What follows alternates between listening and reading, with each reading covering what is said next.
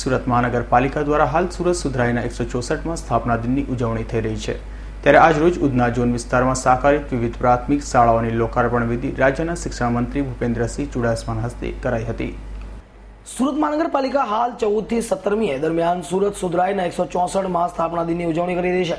અને વિવિધ કાર્યક્રમો યોજી રહી છે ત્યારે આજ રોજ રાજ્યના શિક્ષણ મંત્રી ભૂપેન્દ્રસિંહ ચુડાસમા હસ્તે અને મેયર નિરંજન જાંજવેરાના પ્રમુખ સ્થાને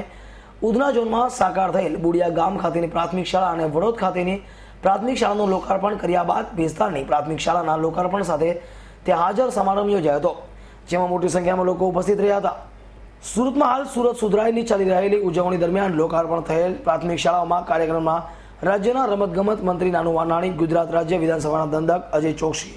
સુરતના સાંસદ દર્શનાબેન જરદોશ, નવસારીના સાંસદ CR પાટીલ, ગુજરાત હાઉસિંગ બોર્ડના અધ્યક્ષ વિવેક પટેલ અને બારડોલીના સાંસદ પ્રભુ વસાવા સહિતના ધારાસભ્યો અને મનપાના અધિકારીઓ ઉપસ્થિત રહ્યા હતા। Bureau report S9 news, Surat.